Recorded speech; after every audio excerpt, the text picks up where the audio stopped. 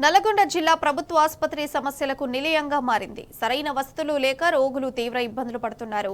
ఆసుపత్రిలో మందుల కొరత వేధిస్తున్నది. ప్రజలు సీజనల్ వ్యాధులతో డెంగీ జ్వరాలతో వస్తున్నారు. కానీ వారికి సరైన చికిత్స అందడం లేదు. రోగులకు మందులు కూడా ఇచ్చే పరిస్థితి లేదు. లక్షలు వెచ్చించి కొనుగోలు చేసిన x ray, CT scan, diagnostic centre పరికరాలు కొన్ని నెలలుగా మూలన పడ్డా ప్రభుత్వం పట్టించుకోవడం లేదు.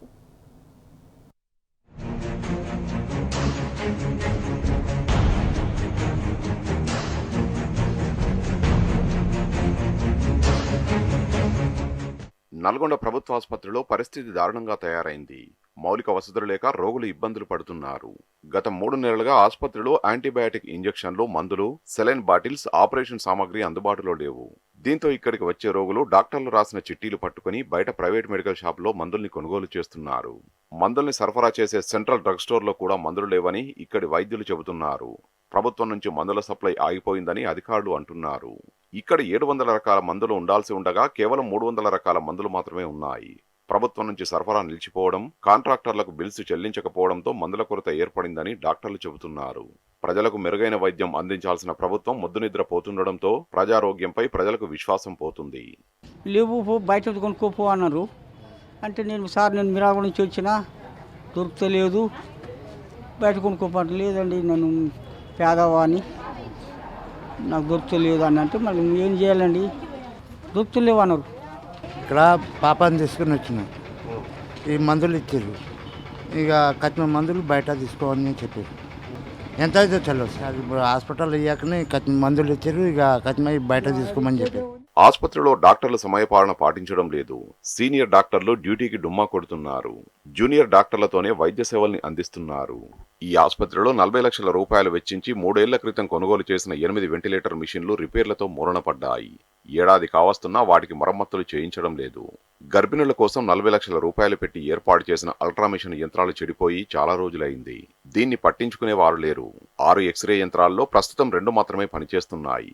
మిగతావి చెడిపోయి నెలలు అవుతున్నా వాటిని బాగు చేసే పరిస్థితి లేదు. ఆసుపత్రిలో orthopaedic, paediatric, maternity, psychiatric, surgical, ENT medical వార్డులలో కూడా పరికరాలు సరిగ్గా పనిచేయడం లేదు. ఇది ఒక్కసారి వస్తేనే ఎక్స్రే తీయలేదు, మళ్ళీ 2సారి తీసారు. కానీ ఇప్పుడు నాకు పంపించాలంటే అది ఎక్స్రే పంపించాం, మేము మీ ఇంటి ఫోటో పంపించాం, మీ వాళ్ళది ఎవరైనా తీసుకోరా, ఆ సెల్లులు చూపిస్తూ ఉంటుండ్రు సార్. అసలు ఏం పట్టించుకుంటూ ఇంటికి తోలుతున్నాడు, మందులు రాస్తాడు, ఇంటికి తోలుతున్నాడు, కొద్ది ఏం మానట్లేదు. లేవు, గోళీలు లేవు, సగం ఇస్తున్నారు, సగం ఇస్తలేరు. రేపు రా మాపురా అంటారు. అద్దాలి అంటే కూడా చాలా రేపు రా మాపురా మల్లారం రా అంటారు. సగం గోళీలు ఇస్తారు, సగం ఇస్తలేరు గోళీలు. పోయి బీఆర్ఎస్ ప్రభుత్వం ₹1 కోటి వెచ్చించి ఏర్పాటు చేసిన డయాగ్నోస్టిక్ సెంటర్లో సిటీ స్కాన్, అల్ట్రాసౌండ్ మిషన్లు చెడిపోయాయి. ఇక్కడ కేవలం రక్త పరీక్షలు మాత్రమే చేస్తున్నారు. ఇందులో పనిచేసే సిబ్బందికి 6 నెలలుగా జీతాలు ఇవ్వడం లేదు కాంగ్రెస్ ప్రభుత్వం. ఇక ఆసుపత్రి మార్చరీ పరిస్థితి మరీ దారుణంగా ఉంది.